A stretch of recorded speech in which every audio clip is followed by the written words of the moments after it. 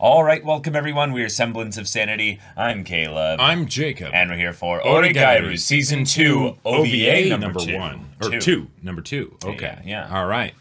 Yes. Okay. So, guys, we have a surprise. Apparently, there's an OVA that was released somewhere alongside Season 2. Right. However, it was not clear with regards to where in the timeline of things it was meant to be. So, our editor talked with the people, the community, and apparently this is the best point to watch it.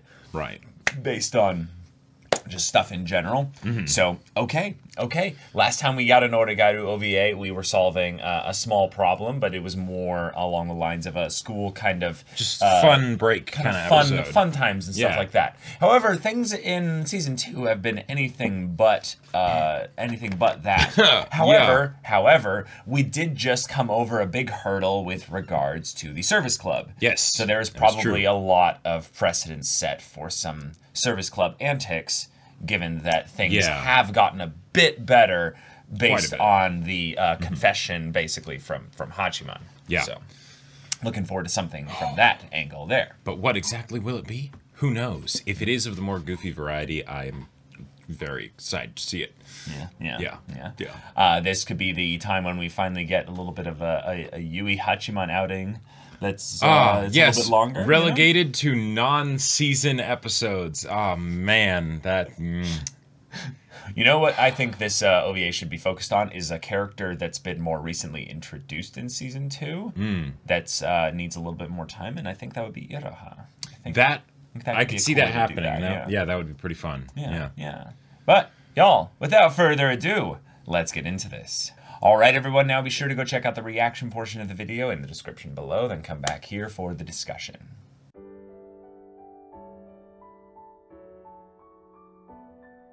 God, this was really sweet. This is a great. really good OVA here. Yeah. So they did the double date, but it was not at the same time. They went on one kind of bit with Iroha and Hachiman, and that was really sweet. Like and then afterwards, the service club. This, I think, is a great example of what OVAs can be, right? Yeah, because because there's enough reason where I get why it isn't in the main story, right?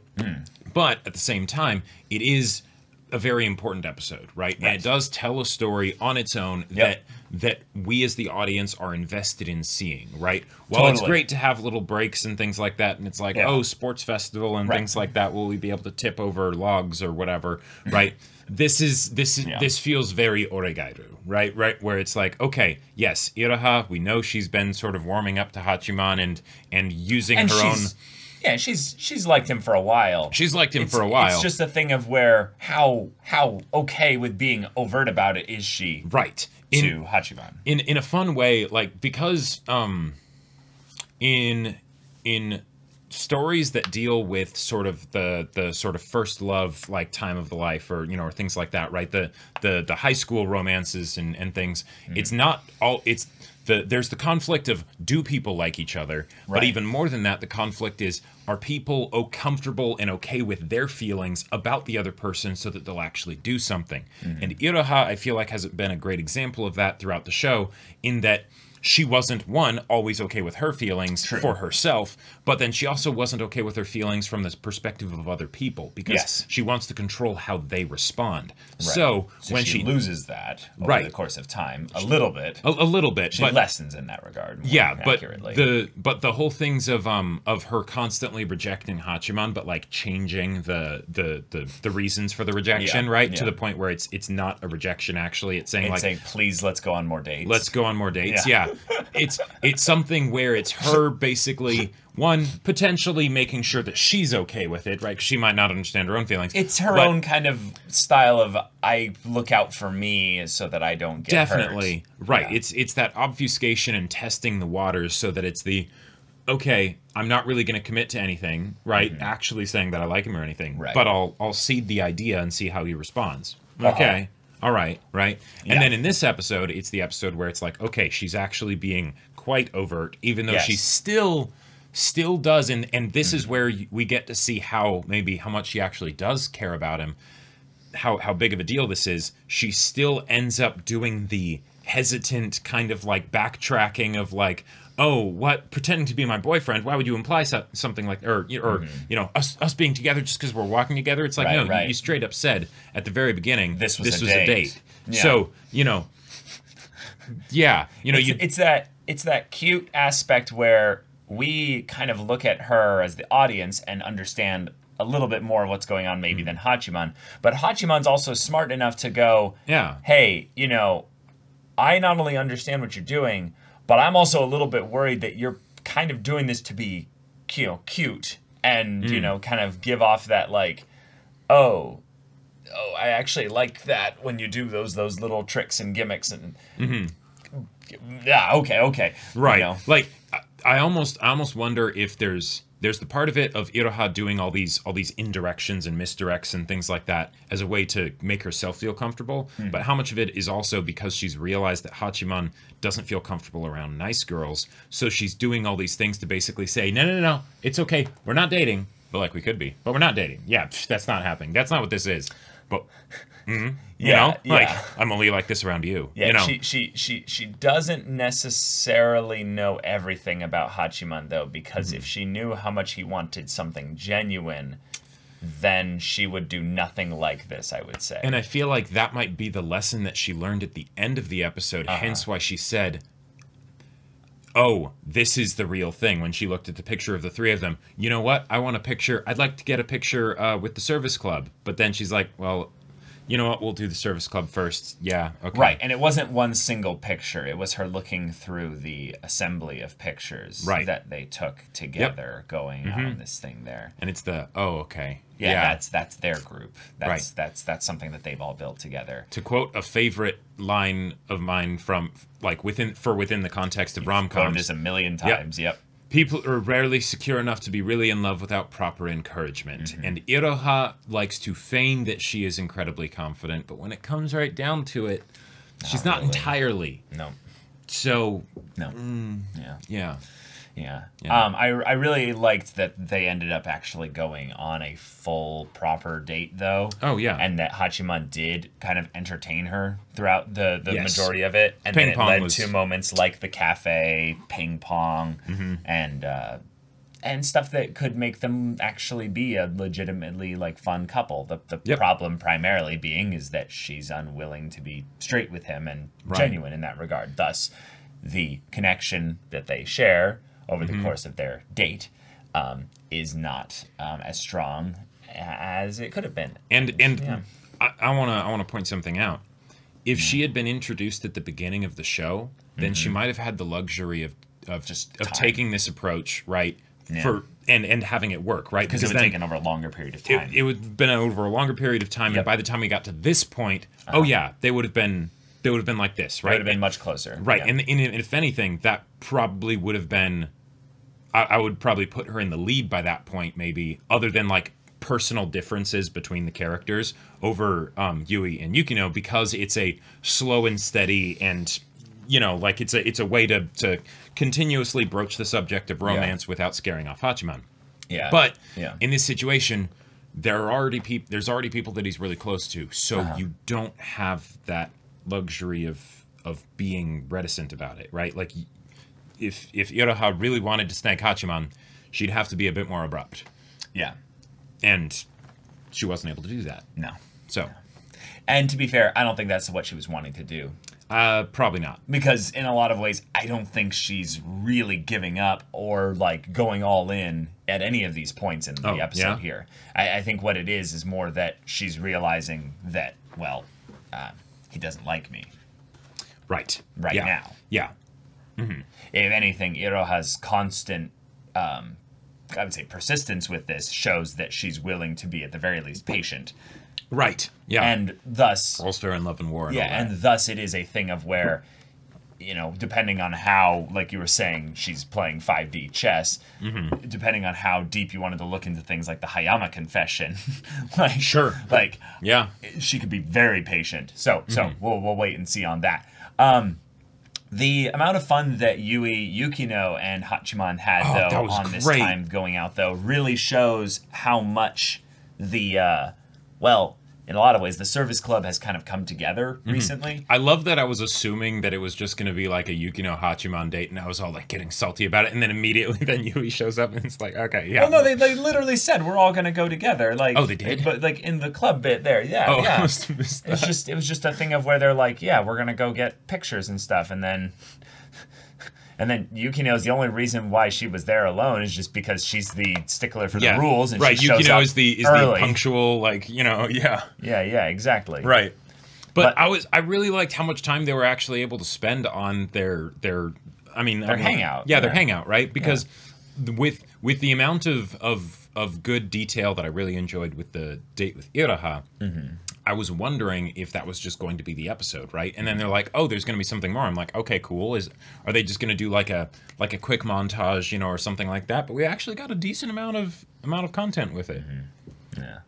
And we have like funny moments. We have basically Yukino chastising him for looking into the bra store, right? And then and then her eyeing the push up and being like, and then them constantly like turning back and forth like at the same thing there. That was great. That was so cute. And then the animals, of course, with Yukino with the adorable fluffy little kitten, and then Yui with the dachshund, just being like, "Hey, he could be a wife for her other dog." And then she's like, "Oh, I wonder if this is what it's like." And Hachiman's like, "Wait, what?" And she's like, nothing." And then he's there cradling the dog, and he's like, "Oh, I see." Yeah, there's multiple little things in this episode that kind of could fly under the radar that were kind of fun, and one of them was just the Yukino, you got your pesky frisky love of cats, but I wish you'd pay a little more attention to your surroundings, because apparently her leggings were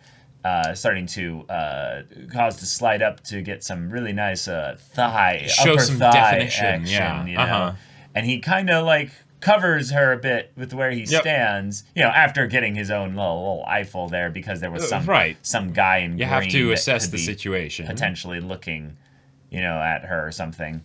But then there's also a little sweet thing at the end when she's like, that's a really sweet reference, and the idea that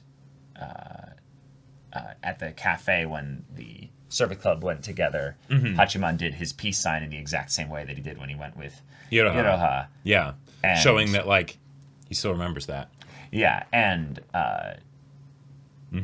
she kind of had her little thing of like, oh, I hope that this becomes a lovely reference, basically, and then.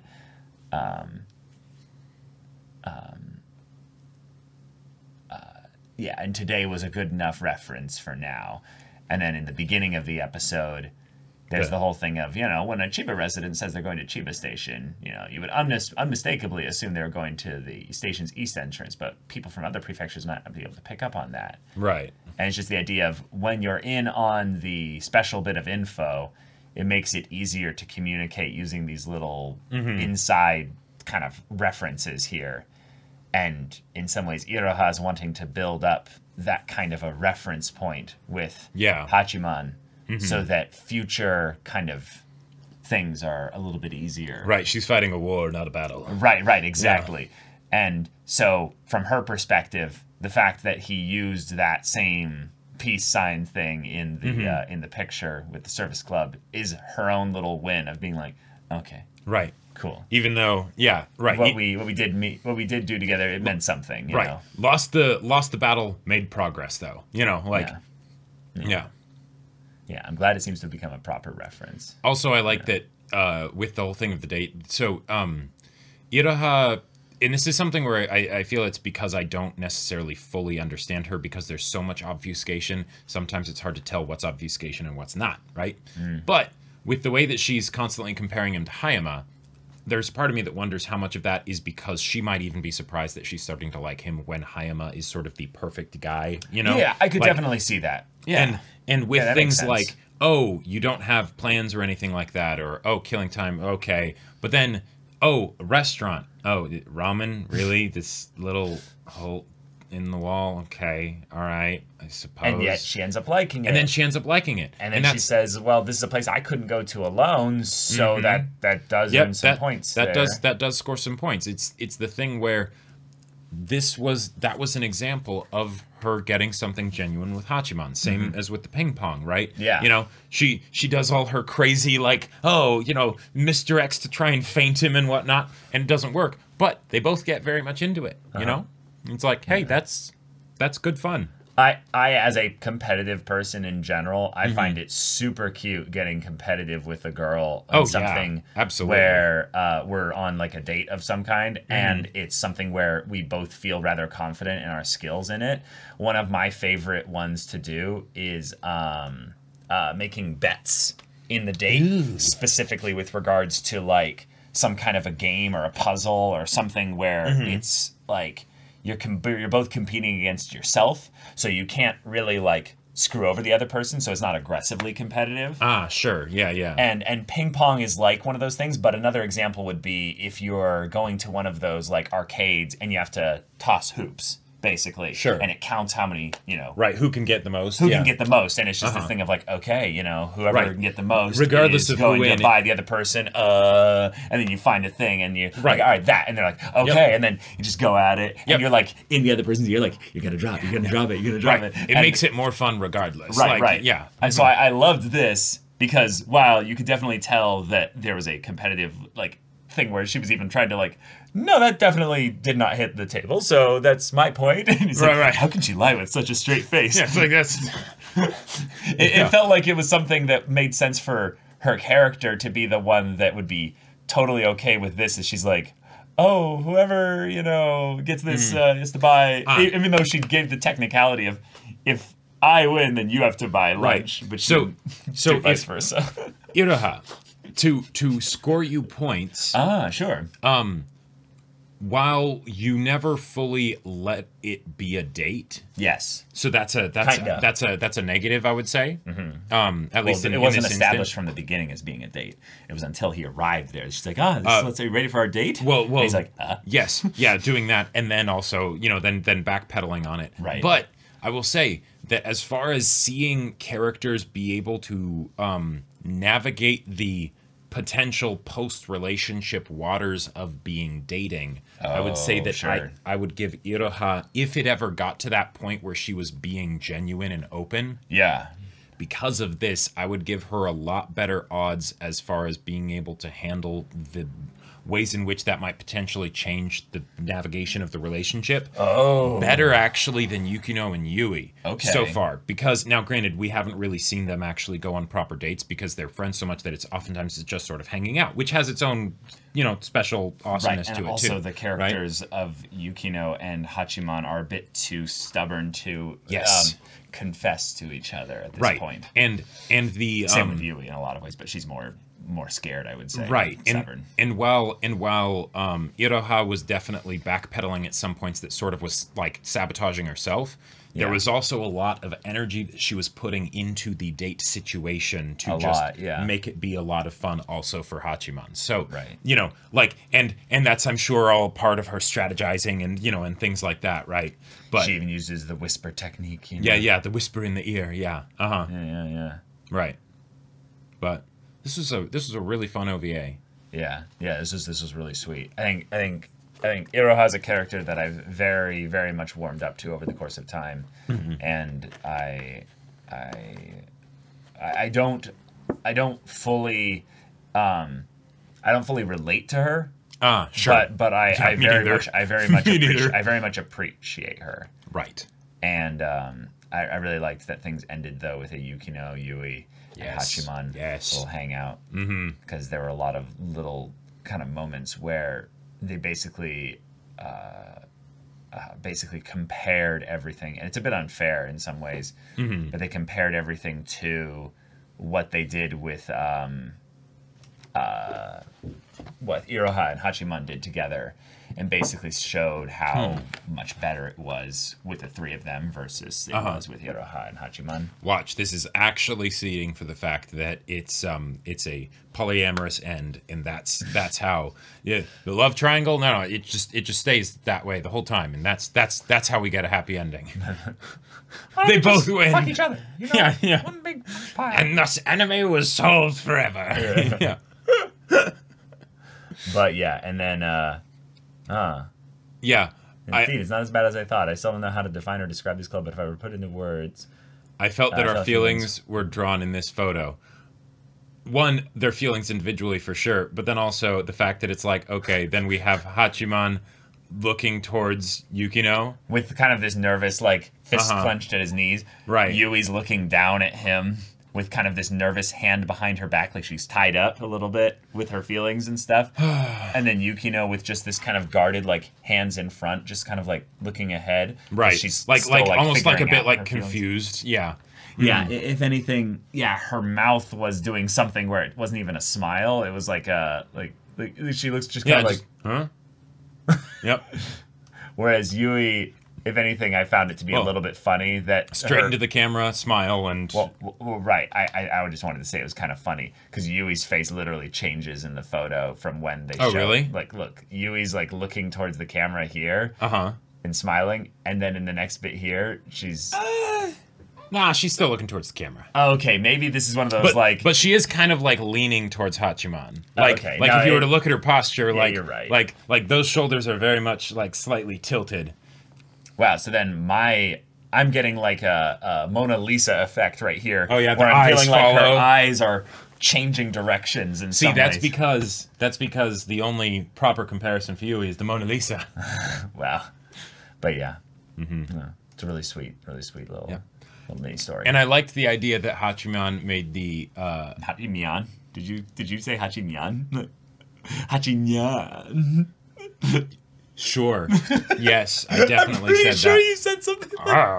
But then Hachiman made the whole thing of they say girls are made of sugar and spice, and then he did the whole thing of and something nice. Now that might be a difference in like different ways of saying it, but I feel like that's kind of like a slight sort of admission on Hachiman's part that like, okay, the nice girl thing doesn't have to be something that I'm afraid of. Now, I feel like I'm kind of reading into that a lot, but because of this, like, compared to how he was at the beginning of the show with the strong aversion to that, and then actually saying, and something nice, I don't know. It's probably just my shipper, heart being like, you can do it. You can do it. For Iroha, then. Go. Well, sure, that too. Oh, okay. Yeah, but... Yeah.